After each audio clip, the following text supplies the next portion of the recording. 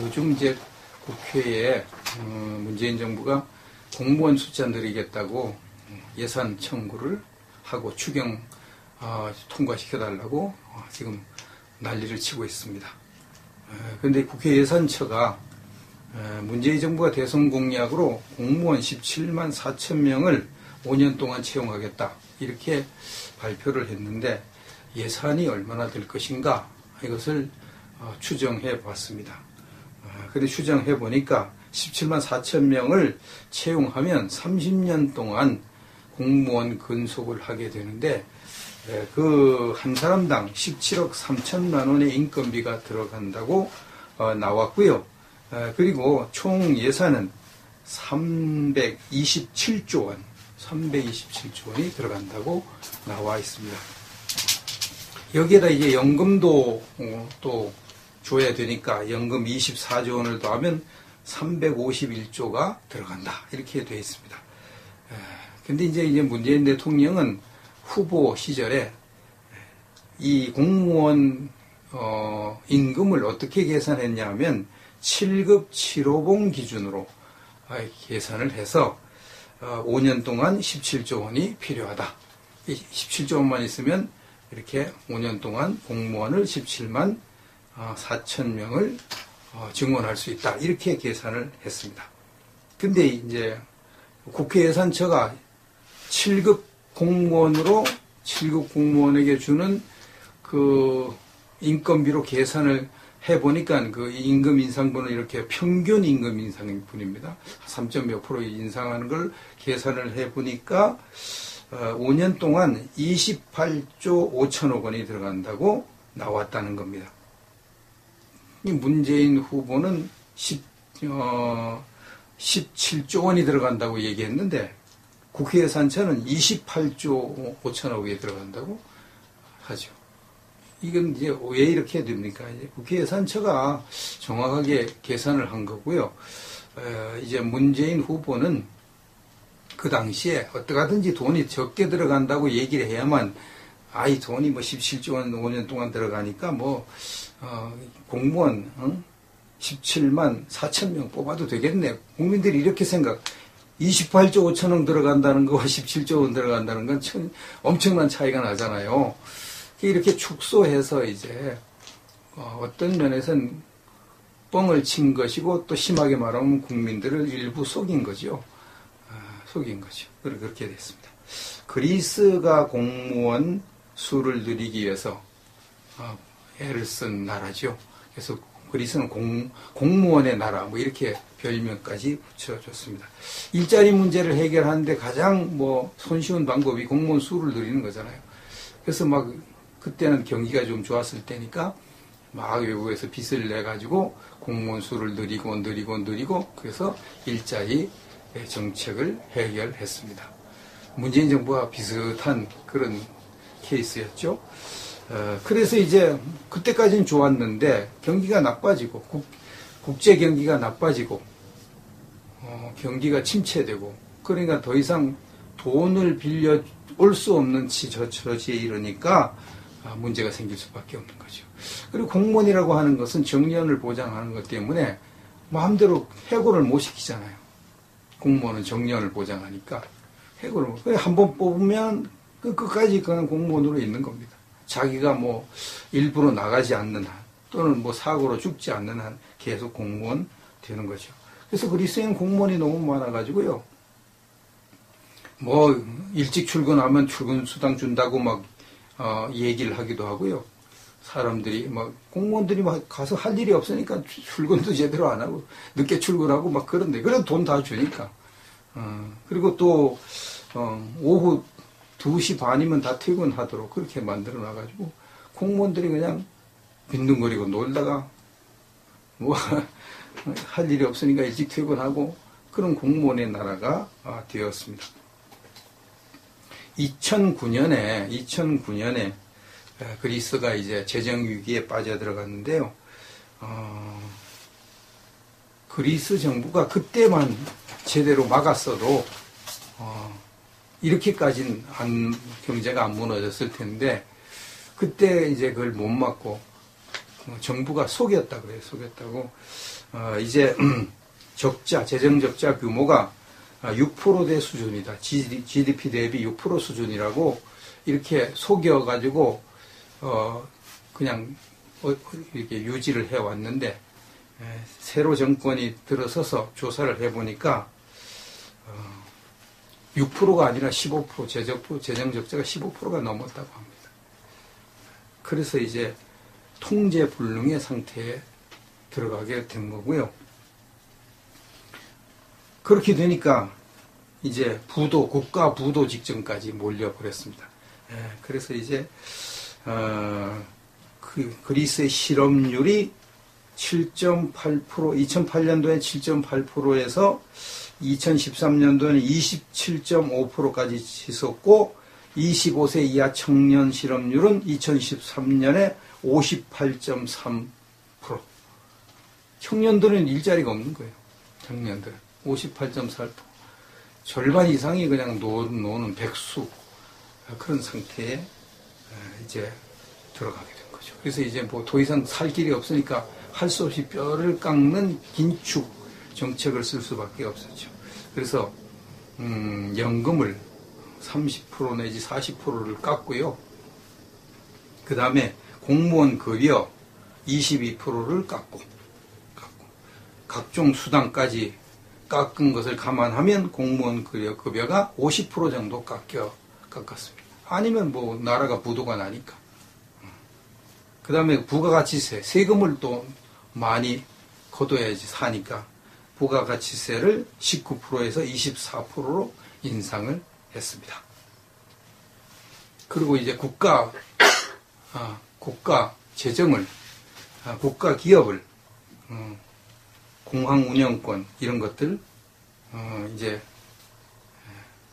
해외에 매각을 하고, 뭐 이러는 동안 고급 인력이 다 해외로 빠져나가고, 이래가지고 하여튼 그리스는 이제 경제가 파탄 직전까지 몰렸었죠.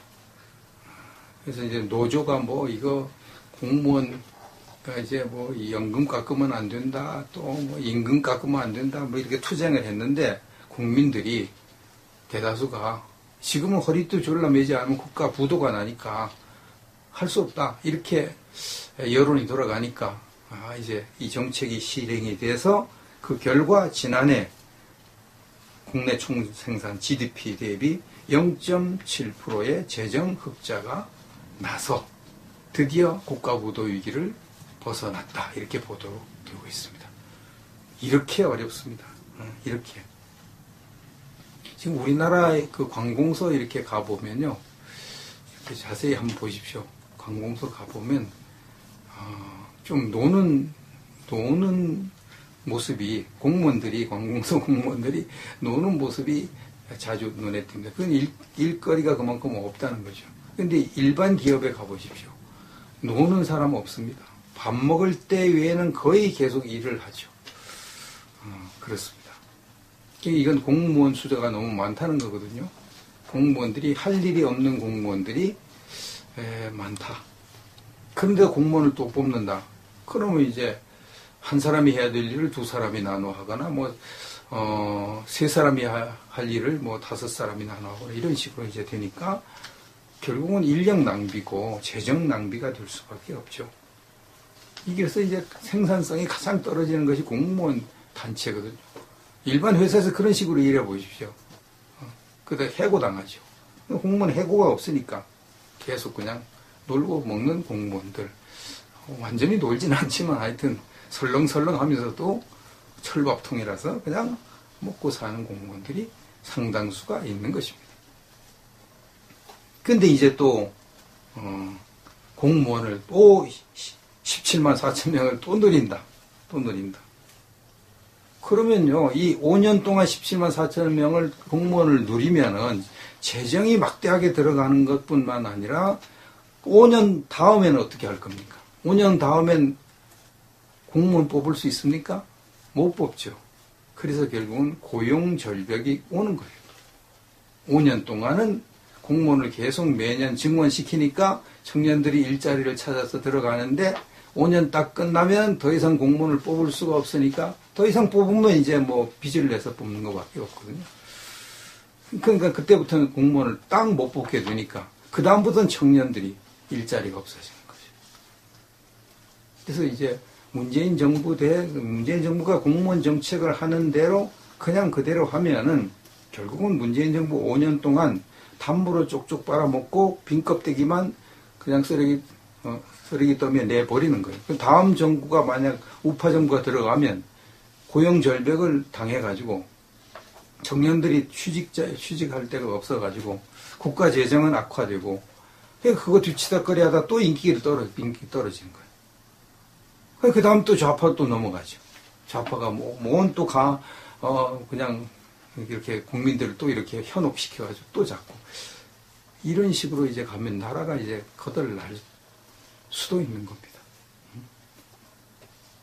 지난번에 그 야당이 노조를 이제 등에 업고 있기 때문에, 지난번에 지금 여당이 노조의 지원을 받고 있기 때문에 노조가 원하는 것을 들어줄 수밖에 없는 입장이에요. 지금도 노조가 청구서 내미니까 그냥 들어줘가지고 지금 자꾸 이렇게 노조가 좋아하는 거 임금 인상 대폭 올리고 공무원 자꾸 뽑으려고 그러고 자꾸 이렇게 하잖아요. 지난번에도 우리 우파 정부 시절에 이제 근로자 정년 연장해야 된다고 55세 정년 된 사람들을 57세에서 60세까지 연장하겠다고 강력하게 야당이 요구해가지고 그 여당이 들어주는 바람에 이제 그 연장이 됐잖아요. 그 연장된 것 때문에 지금 청년들이 실업 사태가 이래 실업 대란이 온 거죠. 왜냐하면 연장된 사람들이 그때 연장 안 되고 55세에 나와야 되는데 퇴직을 해야 되는데 그러면 이제 청년 대학교 졸업한 청년들이 그 자리를 펴는데 이제 몇 년 동안 이제 안 나가고 있으니까 이제 그 기간 동안은 더 이상 안 뽑으니까 지금 몇 년 동안 고용 절벽에 시달리고 있는 거죠. 문재인 정부가 17만 4천 명 공무원 뽑으면 또 5년 후에는 또 고용 절벽이 또 오는 거예요. 그때는 누가 책임지고? 문재인 정부가 책임지니까 아니잖아요. 정부 끝났으니까. 근데 이번엔 참 아직까지는 좀 그래도 다행스럽게도 여당이 12,000명 공무원을 뽑겠다고 추경을 신청했는데 야3당이 똘똘 뭉쳐서 절대 안 된다. 절대 안 된다. 지금까지는 이렇게 잘 나가고 있습니다. 국민의당이 아주 의심스러웠는데 국민의당이 다행스럽게도 이건 안 된다. 지금 공무원들이 지나치게 많은 편인데 또 뽑아가지고 그럼 그 다음에 고용 절벽 오면 어떻게 할 것인가? 재정은 누가 감당할 것인가? 국민의당이 좀 정신이 들었나 봐요. 국민의당이. 그래가지고 국민의당이 반대하는 바람에 국민의당이 캐스팅 보트를 쥐고 있잖아요. 국민의당이 딱 저기 붙어버리면, 민주당이 붙어버리면 그냥 통과되는 거잖아요. 근데 국민의당이 다행스럽게도 반대를 하는 바람에 지금까지는 잘, 이제 공무원 수 늘리는 것을 지금 정부에서 못하고 있는데, 그걸 어떻게 예비비로 해가지고 명목을 만들어서 어떻게 해보려고 하는 것도 그것까지 막아버렸습니다. 못하도록. 잘 하고 있는데 끝까지 좀 잘 해줬으면 그런 생각이 듭니다. 오늘 아침에 멕시코에서 사시는 애국동지 교포 한 분이 저에게 전화를 했는데 제가 사정이 있어서 전화를 못 받고 전화가 받았습니다. 그 내용을 대충 이제 들어보니까 한국이 지금 돌아가는 꼴이 너무나 위태하게 돌아가고 있기 때문에 그냥 놔두면은 이거 적화가 될 수도 있다. 그래서 트럼프 대통령에게 청원을 해서라도 북폭을 해서 종북 좌파의 머리인 북한 김정은 정권을 없애도록 해야 되지 않겠는가 그런 이제 제안을 해주셨습니다. 참 좋은 제안인데요. 그런데 이제 이게 만만치 않습니다. 지난번에 백악관의 북폭 청원 사이트에 청원을 했는데 그것이 10만 명이 안 된 것 같습니다. 10만 명 이상 청원을 해야만 백악관에서 의무적으로 답변을 하는데 답변했다는 소리가 없는 거 보니까 10만 명이 안 되는 것 같습니다. 그렇게 어렵습니다.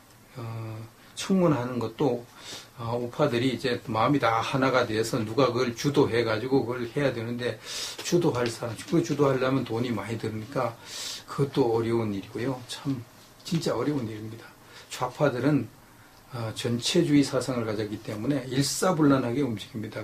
좌파가 위에서 시키는 거 안 하면은 그건 좌파를 그만두겠다는 얘기거나 아니면은 왕따를 당하거나 아니면 보복을 당하거나 그래서 위에서 시키는 건 무조건 해야 됩니다. 좌파는.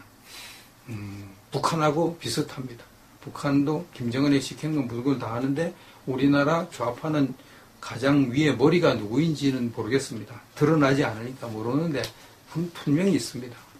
우리나라 총 좌파를 지시하는 머리가 틀림없이 있습니다. 그 좌파의 머리가 뭐 누구라고 하기도 하고 또 누구라고 하기도 하고 이리 하는데 아직까지 정확히 드러나진 않았습니다. 그런데 우파는 그렇지 않습니다. 우파는 자유민주주의 사상을 가졌기 때문에 기본적으로 자유가 존중돼야 된다 이렇게 생각합니다.